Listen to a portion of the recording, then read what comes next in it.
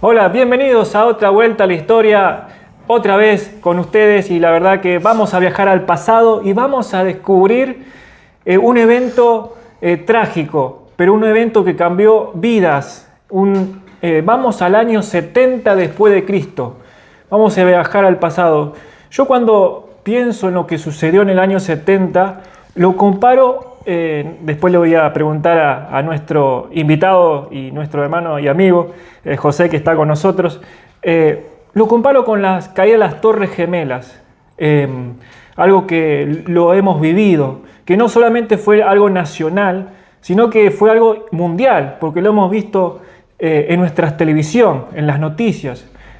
También lo que sucedió después en la caída de las bombas atómicas en Hiroshima, lo podemos comparar. Pero creo que lo que pasó en el año 70 fue algo más importante, realmente algo que fue profetizado bíblicamente. Y ahora lo vamos a hablar con José, nuestro hermano, realmente que tiene una sabiduría impresionante. Yo cuando lo he escuchado hablar en hebreo, me he preguntado, ¿este hombre es judío?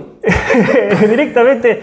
Yo pensaba eso y realmente su sabiduría nos aporta mucho, y la verdad, gracias por estar aquí. No, gracias nosotros. A ustedes por invitarme, chicos. Al contrario, todo lo que uno pueda colaborar es un gusto, es una bendición de Dios. Realmente, ¿qué es lo que sucedió en el año 70? ¿Cómo se vivía en esa época? Tenés que irte un poco antes. Después de Poncio Pilato, viste que en Hechos aparecen los procuradores Porcio Festo, Félix, en la época de Pablo. Sí. Bueno, después vienen otra serie de procuradores, hasta que en el año 64, piensen que Pablo todavía vivía, en el 64 al 66 Roma pone un nuevo procurador que se llama Cestio, perdón, no me olvidé de apagar. No me olvidé de apagar. Estamos en vivo, así que puede pasar cualquier cosa. Los procuradores, ¿qué significa un procurador? Un procurador era un representante del gobierno romano que dependía de un gobernador. En el caso de la tierra de Israel, sí. ¿no? Acá vemos muchos mapas. Sí, es lo que estaba mirando. En el caso de la tierra de Israel, el procurador dependía del gobernador de Siria. O sea, un político. Un político, generalmente un político militar, porque no te olvides que era una tierra ocupada. Claro, sí, ¿no? sí. Por eso o sea, los judíos pagaban impuestos a Roma. A Roma. Por eso los ¿cómo se llama? Los publicanos, ¿no? Los publicanos son recaudadores de impuestos. Bueno, Roma designan como procurador ahí a Cesio Floro. El nombre, Cesio Floro. Cesio Floro fue uno de los tantos procuradores, pero fue un hombre particularmente cruel y violento. Y corrupto. Como muchos de... es que la historia se repite. Todo lo que ha sido vuelve a ser, dice el Eclesiastés. Sí, y es así. La palabra de Dios se cumple, es así. Bueno, este señor es denunciado por los judíos al gobernador de Siria, que se llamaba Cestio, si no recuerdo. Cestio.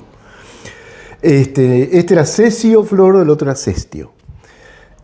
Lo denuncian y Cestio viene a Palestina, investiga cómo es la cosa, calma las aguas y se vuelve a Siria.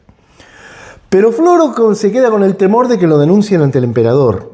¿Ustedes se acuerdan que cuando los judíos lo acusan a Jesús ante Poncio Pilato, sí. Le dicen, si vos no lo condenas a muerte, no sos un siervo del emperador? ¿Te acuerdan de eso? Sí. Bueno, entonces él dice, bueno, a ver si me acusan con Nerón y me sacan de acá o me ejecutan. Porque el César era Nerón. Entonces, para cubrirse, genera toda una trama para hacer ver que en realidad no era él el violento, el corrupto, sino que eran los judíos que se sublevaban. Había muchas facciones, ¿no? ¿Judías? Sí, el judaísmo nunca fue una unidad. Ustedes conocen las sectas, ¿no? Los esenios, los fariseos, los saduceos, dentro de los esenios había dos grupos. Sí, no era toda una unidad, como ahora no es toda una unidad. Entonces, bueno, este hombre dice, bueno, vamos a generar de alguna manera una reacción. Entonces se pone a provocar. Hay varias cosas que hace, yo te menciono dos. Por ejemplo, en una inventa una conspiración y manda a las tropas al mercado de Jerusalén, y las tropas hacen un desastre, matan a 3.600 personas en el mercado. Es como si vos acá mandaran, no sé, a una feria, bueno, a hacer una masacre. Bueno. Otra vez, que es lo que ya genera la ira de los judíos, saca plata del templo. Dice que se necesita para el imperio, que se le manotea la plata del templo, que eso era una blasfemia.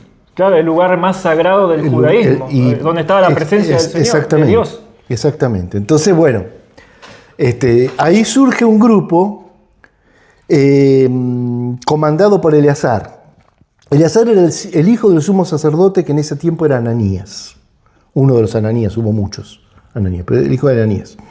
Ananías, a pesar de que los sacerdotes, los fariseos, los líderes de Israel, le dicen, mira, no caigamos en una provocación porque esto es una guerra. Ellos sabían cómo venía la mano, conocían políticamente las cosas. Pero Eleazar se irrita, bueno, se levanta, toma el templo, se mete en el templo. Y hace una cosa que es lo que produce la guerra, entre tantas que hizo, pero hace una cosa que es la que produce la guerra. Prohíbe los sacrificios de los gentiles.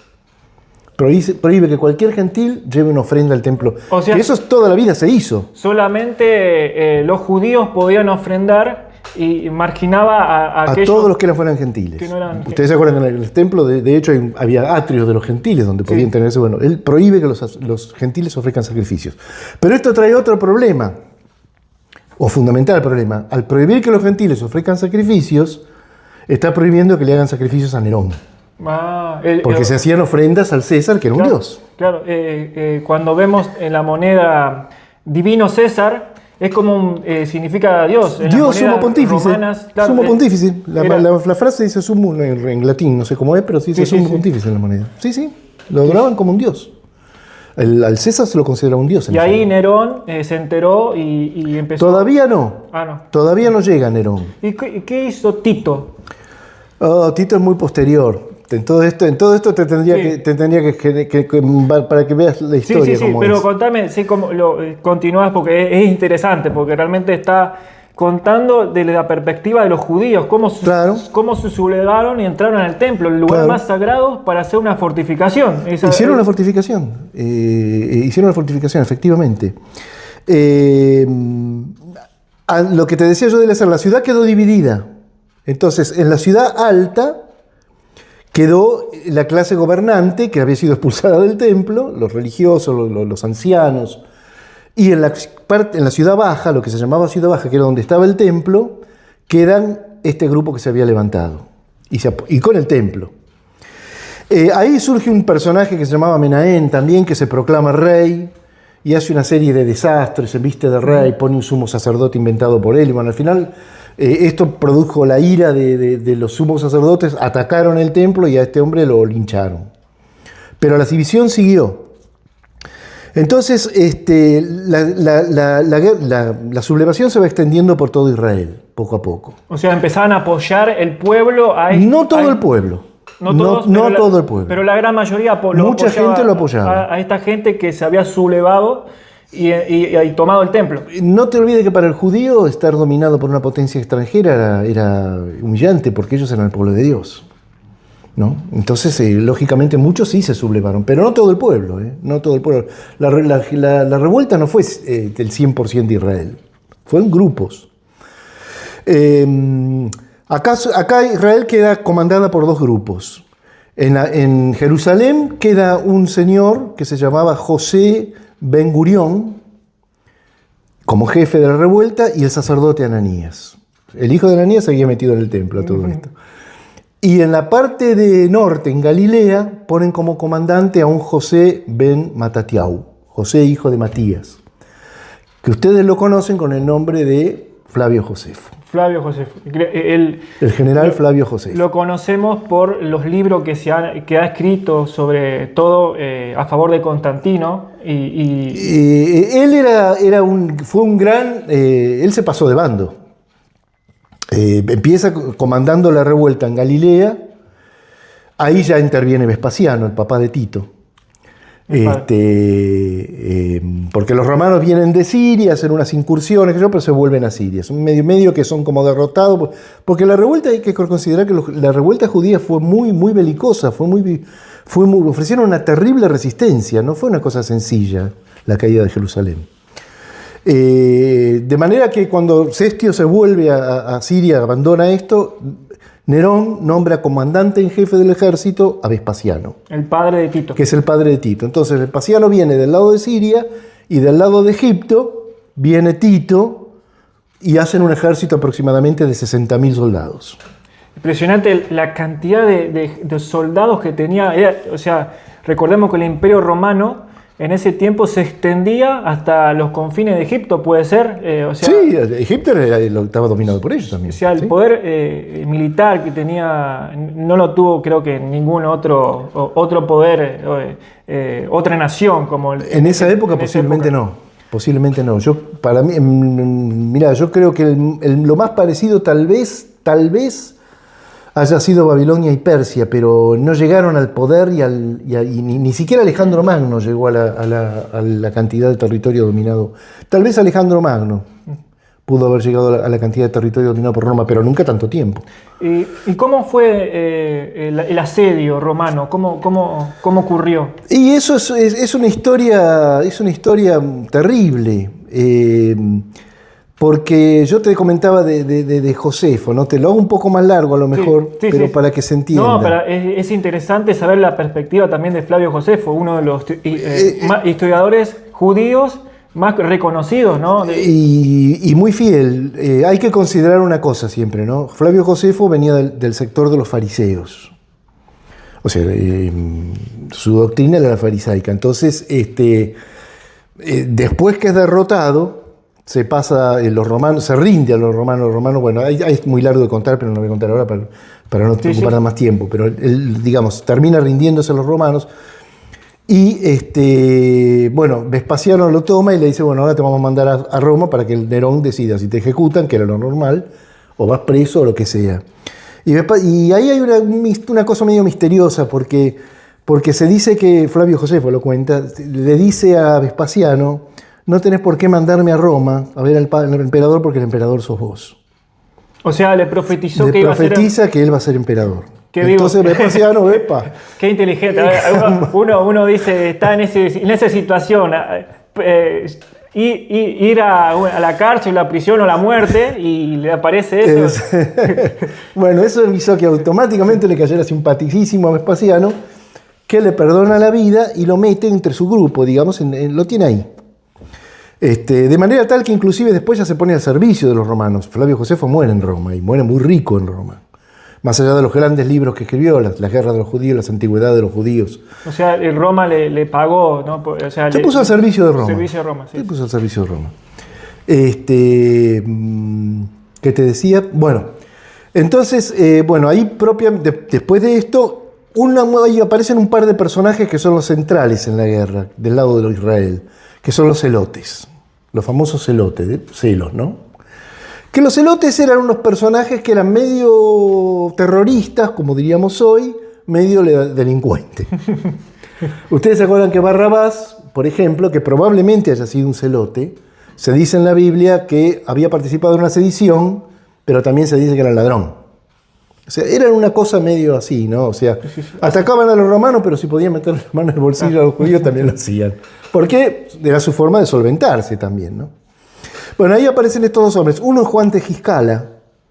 Juan Tejiscala había estado peleando contra Josefo, porque las guerras intestinas eran terribles entre ellos. Qué bárbaro, ¿no? Se mataban entre los judíos. Se mataban entre los judíos. Aparece este Juan Tejiscala que, derrotado por Josefo, se va y se mete en Jerusalén. Se refugia en Jerusalén.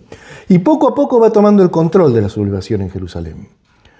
Y ahí se producen unos desmanes terribles. Empiezan a apoderarse de la comida, empiezan a asesinar gente, a violar mujeres. Josefo inclusive los acusa de cosas de sodomía, pero hay que considerar que Josefo los detesta, sobre todo a Juan Tejiscala. Qué terrible situación, ¿no? Una corrupción, pero por donde lo mires. por donde lo mires. Dicen que no permitían que enterraran a los muertos se tiraban y había unos olores que no había alimentos, y inclusive llegó en un momento a haber canibalismo. Nunca se vio hasta ese momento una situación de tanta corrupción y de tanta violencia, inclusive entre ellos, porque reprimían, atacaban a su propio pueblo. Entonces, para ser más rápido, aparece otro señor que también era celote, que es Simón Bar Giora, que también venía de Galilea. Simón Bar Giora también se va a Jerusalén, pero no lo dejan entrar. Entonces cerca Jerusalén. Esto es antes de que llegue Tito, por eso te comentaba. Cerca Jerusalén. Y los sacerdotes, como estaban aterrorizados de lo que hacía el otro, le abren la puerta a Simón Bar Giora. Entonces, ¿qué logran? Que haya dos sectores matándose entre sí. Y ella, ¿qué pasaba? Mataban a la gente también. Juan se refugia, tiene tomada la zona del templo con el apoyo de un sector del ejército idumeo, porque había llamado también los idumeos, los descendientes de Saúl, ¿no? Que siempre que podían atacar a los judíos, los que estaban, los atacaban. Entonces los mete en Jerusalén también. Haceme recordar, ¿quién eran esos descendientes? ¿Eran judíos también o...? No, los idumeos son los descendientes de Saúl, hermano de Jacob. De Saúl, perfecto. Los hermanos, los descendientes de Saúl que siempre odiaron a los judíos, desde Saúl en adelante. Fueron siempre enemigos. Siempre fueron enemigos. Bueno, se meten también, los mete, para que veas el grado de división que tenían. Terrible, ¿no? Porque eran judíos que llamaban a un pueblo para invadir su propia nación, ¿no? O su propia ciudad. No se acordar la frase de Martín Fierro, los hermanos se unieron. Bueno, pero acá eran desunidos. Desunidos. Claro, se mataban entre ellos. Entonces en el templo en un momento están peleando Juan de Giscala contra Eleazar, el que hablé al principio, se estaban matando entre ellos. Y de afuera estaba peleándose Simón Bar Giora, que los atacaba a los dos. Al final, bueno, Vespasiano había tomado una política que decía, bueno, vamos a dejar que se maten entre ellos. Total, nosotros nos sentamos y esperamos. Cuando se terminen de matar, entramos en Jerusalén. Pero sucede que muere, sabemos lo que pasa, muere Nerón. Hay un periodo, creo que es de un año, que hay como 3 o 4 Césares, Galba, Otón, Vitelio.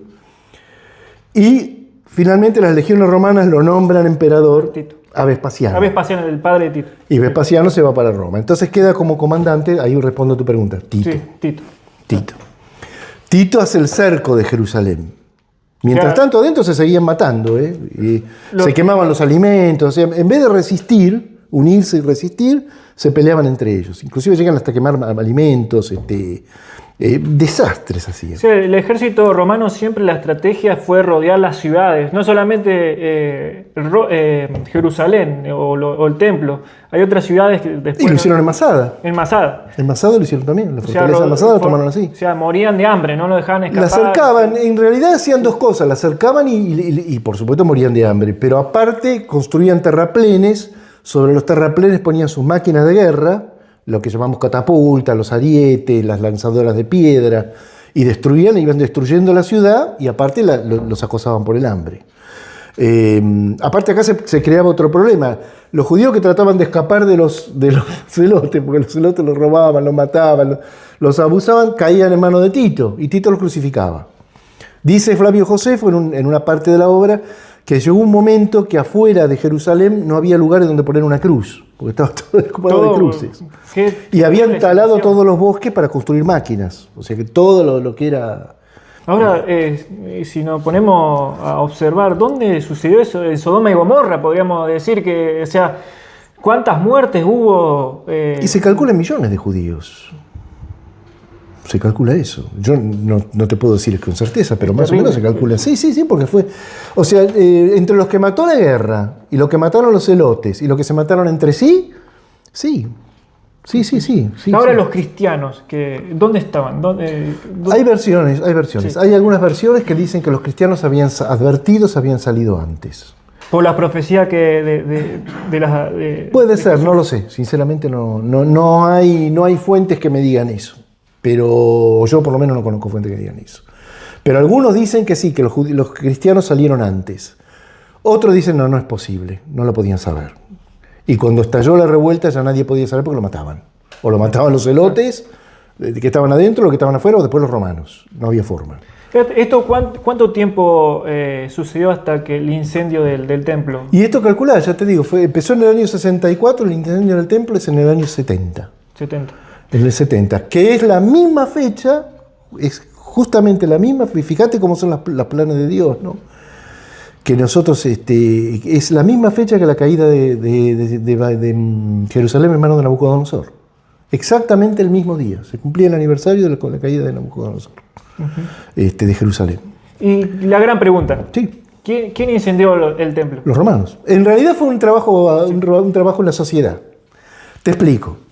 Los romanos empezaron el ataque, como te decía, construyeron terraplenes, pusieron las máquinas arriba y empezaron a atacar por la Torre Antonia. ¿Te acuerdas? En el templo, en la zona del templo había 4 torres o 3, yo no me acuerdo, eran Fasael, Mariamne, la Torre Antonia y no me acuerdo si había alguna otra. Que las había hecho Herodes. Mariamne en homenaje a su mujer, Fasael, que no sé si era un hermano, Antonia a Marco Antonio, ¿no? El marido de Cleopatra. Sí. Que él era amigo. Cómo todo se relaciona en la historia. Todo. Es fascinante. Es fascinante. Es fascinante porque todo tiene que ver con todo. Nosotros hoy estamos como estamos porque pasó esto. No es casualidad. Nada es casualidad en la historia. Y es maravilloso. O sea, que el incendio del templo no fue un incidente. Porque fue un incidente. Fue un incidente y no. Te explico. Cuando los romanos rompen, había 3 murallas en Jerusalén. Los romanos van rompiendo una, encuentran con otra, rompen. Al final entran a la zona del templo. Entonces los celotes, que a esto ya se habían unido, ya no les quedaba más que eso porque se morían de hambre. Claro. Dicen que se comían los zapatos, se comían las correas de los uniformes, porque no tenían nada, habían destruido todo. El hambre dice que era terrorífico. Entonces, los celotes, cuando los romanos entran, ponen brea y paja en algunos lugares de los patios del templo, donde estaban los atrios, para incendiarlos. Y que los romanos retrocedieran ante el fuego, no podían avanzar. Entonces hacen eso, lo prenden fuego. Se dice que un soldado romano prendió una antorcha en uno de esos incendios y la arrojó por una puertita que daba una cámara próxima al templo, al lugar santo. Y ahí se incendió todo. Sí. Y los romanos, que estaban muy enojados porque la resistencia, como te decía, había sido feroz, entraron con mucha violencia, con mucho odio, y encima el templo estaba lleno de oro. Las puertas, todo era oro en el templo. Entonces, para el saqueo, entraron a tirar antorchas por todos lados y terminaron incendiando todo el templo. Se dice que Tito quiso impedirlo. O sea, quiso impedirlo. ¿El incendio? Sí. Tito, según Flavio Josefo, no te olvides que ya a esta altura Flavio Josefo era prácticamente... Padre romano. Sí, era más romano que judío. Pero según Flavio Josefo, que es probable, yo le creo, por lo que dice, porque él dice... los judíos suelen ser fieles a ese tipo de cosas, no son mentirosos. A veces hasta pueden ser crueles, pero nunca van a ser mentirosos. Dice que Tito quería conservar el templo como un monumento romano, como un monumento de lo que era el Imperio Romano. Entonces inclusive llegó a ofrecerles a los celotes hacer la paz, preservar las vidas, las propiedades, el templo, siempre que ellos se rindieran. Y uno de los mediadores que fue ahí a hablar con los celotes fue precisamente Flavio Josefo, que lo mandó él, y lo bajaron de un piedrazo en la cabeza que casi lo matan. Pero sí, porque los celotes... Bueno, pasan en el Congreso... Sí. Puede suceder. Puede suceder. Vamos a la relación de las profecías, ¿no? ¿Cómo relacionás cuando Jesús dice en Mateo 24:2, dice, no quedará piedra sobre piedra, cuando menciona, dice, ¿cómo vemos esa profecía? ¿Fue cumplida en el año 70, sí, literalmente? Totalmente. Los romanos destruyeron no solo el templo, destruyeron Jerusalén, arrasaron Jerusalén. De hecho, hoy tenemos el Kotel, el famoso Muro de los Lamentos, que es el Kotel. Que es lo único que dejaron para que se viera lo que había sido el esplendor de la ciudad o lo que era la fuerza de la ciudad, semejante muro. Pero el templo no existe más, no queda absolutamente nada. Y el muro del lamento es la parte exterior, ¿no? Es una muralla de la ciudad, no tiene nada que ver, no es del templo. No es del templo. No. En el templo, lo que había el templo, están esas mezquitas, Al-Aqsa y la... O sea, literalmente se cumplió lo que dijo. Totalmente, no quedó piedra sobre piedra, sí. Y cuando se Lo único que no pudieron destruir es el templo que edificó Jesús, porque la iglesia llegó hasta Roma. Claro, sí. O sea, vos decís el templo espiritual. El templo espiritual que edificó Jesús. Claro. O sea, el templo... El templo material, el templo del judío, el templo físico de piedra, que no quedó nada. De hecho, no quedaron sacrificios, no quedó hasta el día de hoy. Pero la iglesia siguió. Y la rama del judaísmo, los fariseos, por ejemplo, se han perdido, ¿no? La etnia.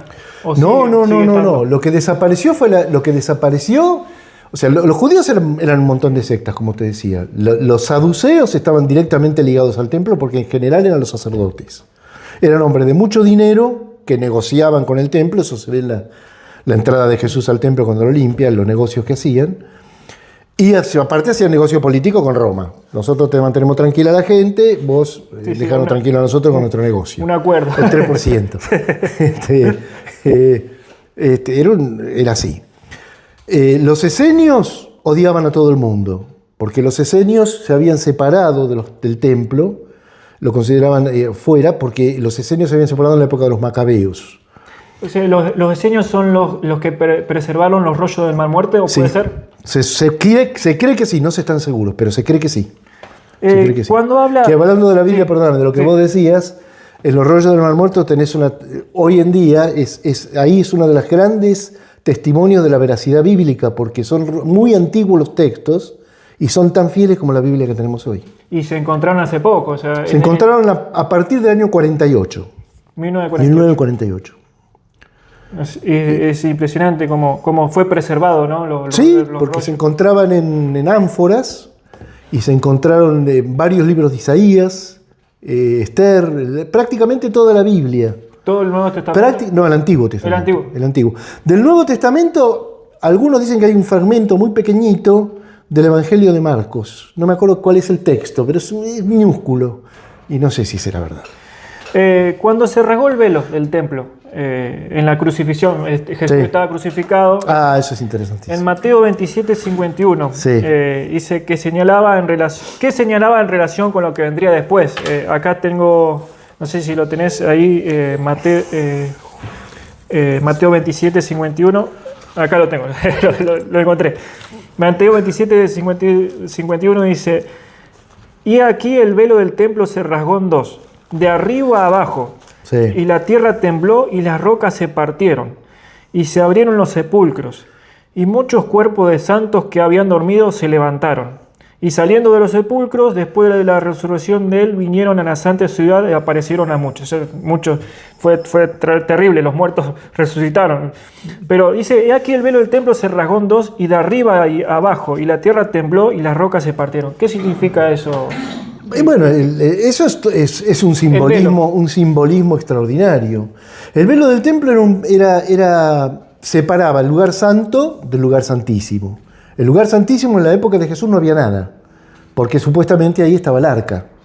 Y el arca había desaparecido, que algunos dicen que fue Jeremías el que la escondió, algunos dicen que está escondido ahí debajo en el fondo del monte Sión. En fin, no sabemos. Pero entonces el arca estaba vacío, el lugar santísimo estaba vacío, estaba el reloj. Pero separaba ese lugar del lugar santo, que era donde estaba el candelabro, la menorá de 7 luces, el altar del incienso, el altar con los 12 panes. O sea que todo un simbolismo extraordinario de la muerte de Cristo. Al partirse ese velo, ¿qué se indica? No se olvida, el lugar santísimo entraba una sola vez al año el sacerdote y ofrecía la expiación. Una sola vez al año. Y sacrificaban ¿se acuerdan que había 2 chivos? El famoso chivo que se mandaba a Sacel y el chivo que se sacrificaba y la sangre se ponía sobre el caporet, sobre la cubierta del arca, y se hacía la expiación por los pecados de todo el pueblo y del sumo sacerdote inclusive. O sea, ahí como que Dios te perdonaba los pecados. Perdonaba el pecado de su pueblo un año, cometidos durante un año. Pero acá al año siguiente había que renovarlo porque seguíamos pecando. Claro. Entonces, al partirse ese templo, ¿qué significa? Que eso queda abolido. Que tenemos entrada al lugar desde donde Dios hablaba con Moisés. Ahora vos a dijiste, la presencia del Dios Padre. vos dijiste expiación. Hay personas que no entienden. Sí. ¿Qué significa? La expiación es pagar los pecados, quedar libre de cualquier pecado. Mira, la obra perdóname si ustedes me indican, la obra del parojet se llama el velo ese. Era una obra maravillosa, era todo un tejido que hacía, no se sabe muy bien, pero se supone que tenía forma de querubines, una cosa de dibujos. Y eso eran de 4 colores. Fíjate el simbolismo, ¿no? Yo me lo anoté porque si no me olvido. Era turquesa, púrpura, rojo y de lino. Y tenía hilos de lino. Y esto simboliza extraordinariamente lo que es el sacrificio de Cristo. Porque vos tenés la turquesa, que es el color del cielo, celeste. Celeste, sí. ¿No? El lugar del cielo. Tenés la púrpura, que es el rey. Tenés el rojo, que es la sangre de la víctima, y tenés el lino, que es la vestidura sacerdotal. Eso partido en una cruz te permite el ingreso. Es un símbolo maravilloso del cuerpo de Cristo, eso, de lo que era la persona de Cristo. Solamente ese velo. Todo lo demás, imagínate. A mí se me pone la carne de gallina cuando lo saco. Sí, en serio. Sí, impresionante. Porque es impresionante el simbolismo. Y vos decís, ¿cómo los judíos no lo veían? ¿Cómo lo negaron? ¿Cómo lo niegan? Y bueno, incluso ellos estuvieron con Jesús y lo negaban en la presencia de él. Sí, no solo lo negaban, lo acusaron de endemoniado. Sí. No solo lo negaban, no todos los judíos. No todos, claro, pero como los apóstoles eran todos judíos. María Magdalena, sí, los apóstoles eran todos judíos. En realidad la mayoría eran galileos. Sabemos que Judas era judío, porque Judas era como es me olvidé el lugar, Iscariote, Isqueirot, hombre de Cairote. Queirote era una ciudad de Judea. Isqueirot, hombre de Queirot. Qué lindo los colores, ¿no? La verdad es apasionante. Es apasionante por el simbolismo. O sea, nosotros... Cristo enviado del cielo, víctima, sacerdote y rey. Por lo que te abre el lugar al lugar santísimo. Había solamente una vez que podía entrar el sacerdote. Una vez al año. Ahora nosotros podemos entrar libremente cuando aceptás a Jesucristo.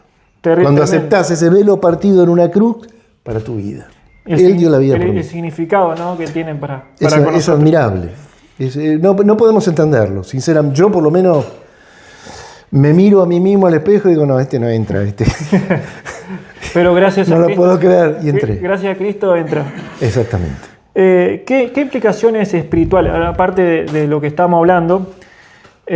Los imperios han caído, ¿no? Roma, el nazismo.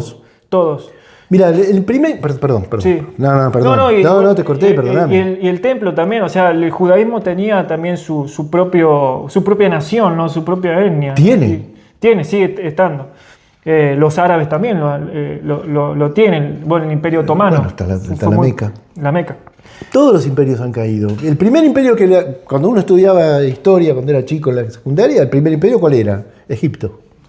¿Te acuerdas? No sé si te acuerdas. Bueno, estudias Egipto, después creo que venían, no me acuerdo, Asiria, Persia, Babilonia, Grecia, y terminaba con Roma. En historia antigua terminaba con Roma. Bueno, todos esos imperios tuvieron 3 periodos.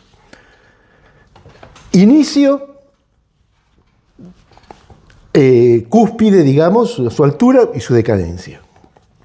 Tal vez el más asombroso fue Roma, ¿no? Que Daniel analiza muy bien lo que era Roma, ¿no? Los pies cuando profetiza la visión de... La visión de la estatua con los pies de hierro con barro mezclado, ¿no? Como una cosa que también eso está hablando del imperio del anticristo, ojo. Están los dos metidos ahí. Porque... Bueno, no vamos a entrar en eso, no quiero. Pero hay un reino que va a permanecer. Hay un reino que permanece. Espiritualmente. Permanece porque los reinos humanos todos caen. Todos. Porque el hombre es corruptible. Y todo lo que el hombre hace es corruptible. Todo lo que hacemos nosotros es corruptible. ¿Entendés? Mirá, cuando Jesús, el otro día hablaba Dani, cuando Jesús llama a los discípulos, ¿no? A Pedro, a Andrés, a Juana, los discípulos, ¿qué estaban haciendo? Dijo él, estaban pescando. Algunos estaban pescando, Pedro y Andrés estaban pescando, los otros limpiaban redes. Por eso es nuestra vida. Los hombres, seamos individuales, José, Moisés, Sergio, Rodri, somos pescadores. Nos pasamos la vida tirando la red al mar, a ver qué sacamos, o al río. Sí, A mí me gusta más el río porque yo pescaba en el río. Y a veces hay tipos, hay personas que sacan dorado, patí, ¿viste? Y es riquísimo, y es caro, como vos, claro. Bueno, yo sacaba palomitas. Palomita.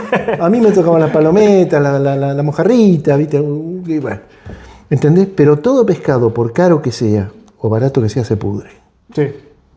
Si no te lo vas a llevar, se pudre. Y llega un momento que te encontrás así. Y nos pasamos la vida como los otros, reparando redes para volver a tirarla a ver qué podemos sacarle ahora a la vida. Y cuando estás en eso, llega Jesús. Cuando decís, ¿y para qué hago todo esto si no sirve para nada? Ahí llega Jesús. Y no llega a los gritos, ¡oh, hermano! Oh! No. Llega como hacen muchos. Tranquilo, sereno, paz. Sí, la diferencia, ¿no? que hay entre Jesús y los líderes del mundo. Pero no existen. Si vos estudias la vida de Jesús en la Biblia, no existe, no hay comparación posible. Porque nadie va a dar su vida por vos. A lo sumo hubo gente que da vida por una causa de pronto, ¿no?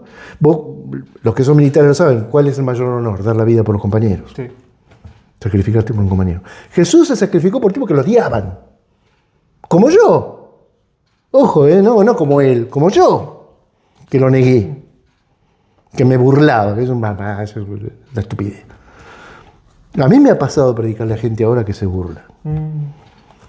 Y yo no digo nada porque yo hice lo mismo. Y no solamente, hay personas que no se burlan, pero con sus hechos lo niegan, ¿no? Lo negamos todo el tiempo. Yo lo niego. Sí. Pero yo lo niego, Rodri. Cuando me sale el hombre viejo de adentro, que me sale cada 2 por 3, y la ira, me enojo, o trato mal a alguno, o tengo deseos que no debería tener, que ya debería haber superado de mi hombre viejo. Y bueno, por eso lo necesitamos. En Hebreos habla de un reino inconmovible. Hebreos 12:28. Sí. No sé, ahí, si lo tenés, lo buscamos. Hebreos 12:28 ya lo tengo. 12:28. Así que recibiendo nosotros un reino inconmovible, tengamos gratitud y mediante ella sirvamos a Dios, agradándole con temor y reverencia, porque nuestro Dios es fuego consumidor. Realmente Hermoso es pasaje. hermoso, inconmovible, o sea, eterno, o sea, que nunca va a caer. Es que ahí está el nombre de Dios. ¿Cuál es el nombre de Dios? El tetragrama que no sabemos, que nosotros decimos Jehová. Yahvé, no sé, no sabemos cómo se pronuncia porque se perdió la pronunciación de ese nombre. Cuando vos escribís el nombre de Dios no tiene Yud, consonantes. Hei, Bab, Hei.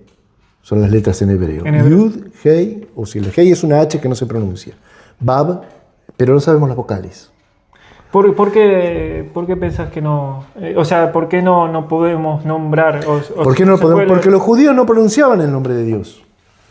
No solo lo pronunciaban, o sea, pronunciaban los nombres que conocemos, Elohim, El, Yah, qué sé yo, Jehová, Nisí, pero no pronunciaban el nombre de Dios, el tetragrama no se pronunciaba, porque era como tomar el nombre de Dios en vano. Entonces no sabemos que se escribía el tetragrama, pero no cómo se pronunciaba, eso no llegó.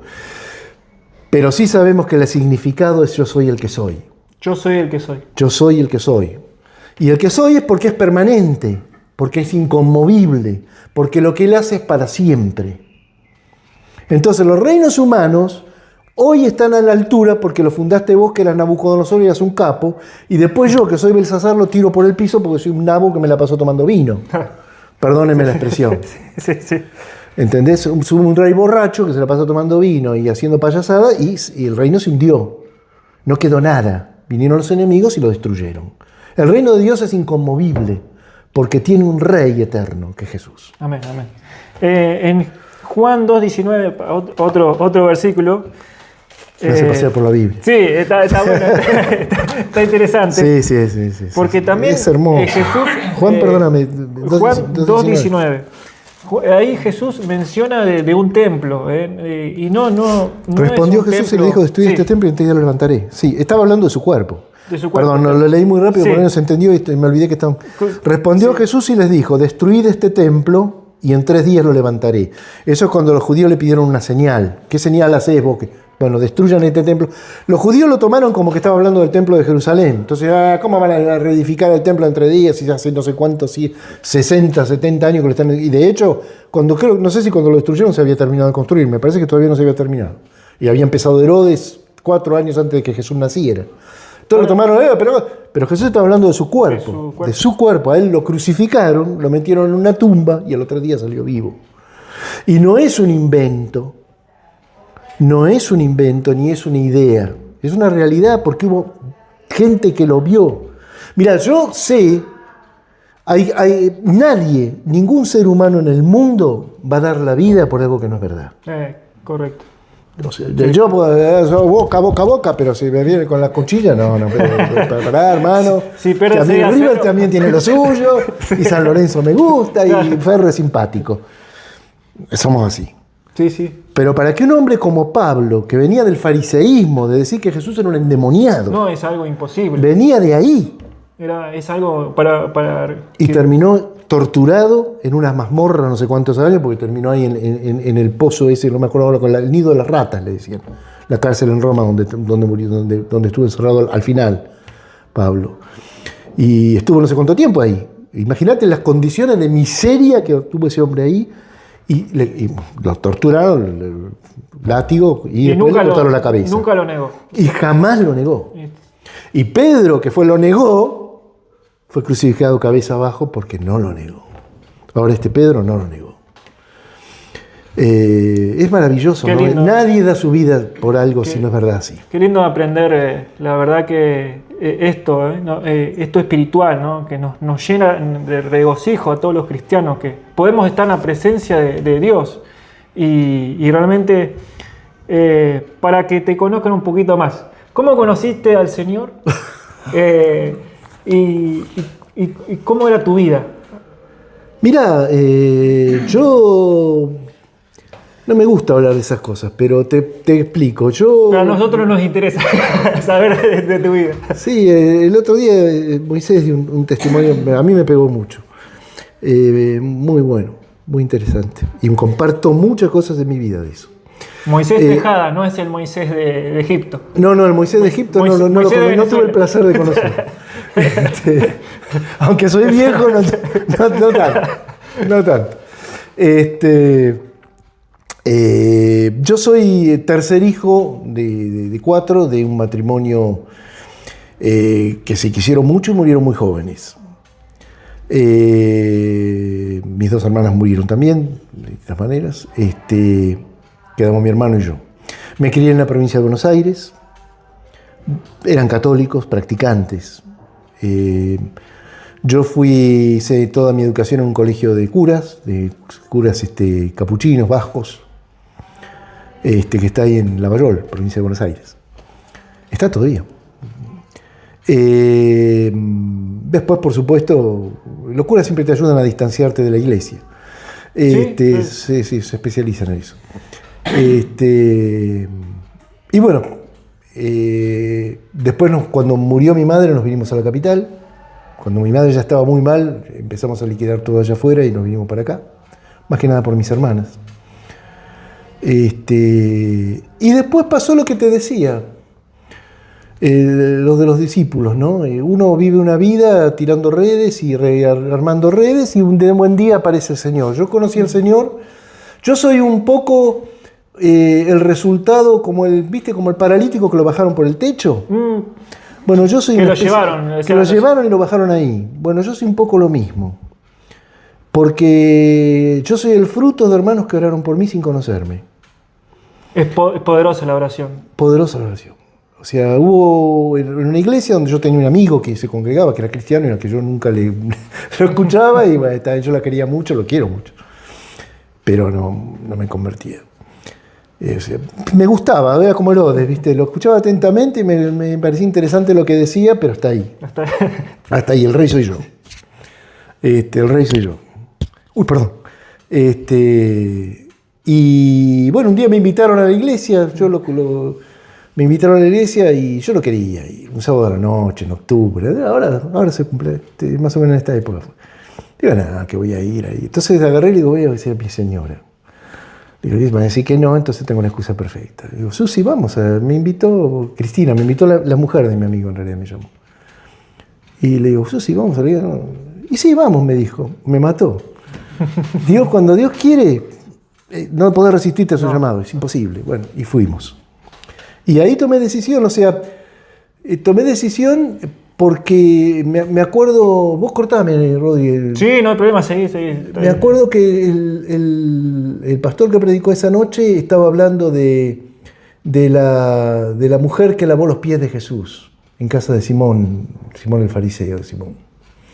Y yo ahí empecé a quebrantarme porque yo me di cuenta que yo veía a Jesús, veía a la mujer, pero yo veía que yo era el fariseo. O sea, tenías una religión dentro de tuyo. No por religión, sino por preconceptos de la gente, por juzgar. Esa cosa que tenemos nosotros de juzgar. No, sí. ¿Qué va a decir? ¿Qué va a hablar si es un enano? ¿Viste? ¿Qué va a decir aquel que es pelirrojo, que sabe? ¿Viste esas cosas? No era tan así, no llegaba a ese extremo, pero lo estoy haciendo, lo estoy exagerando. Pero esas cosas que tenemos normalmente de prejuzgar, si supiera quién es esta, ¿no? Si supiera qué clase de mujer es esta, ¿no? Y aún tenemos eso. Y Jesús la recibió. La recibió. Pero vos fíjate que hay algo maravilloso en ello.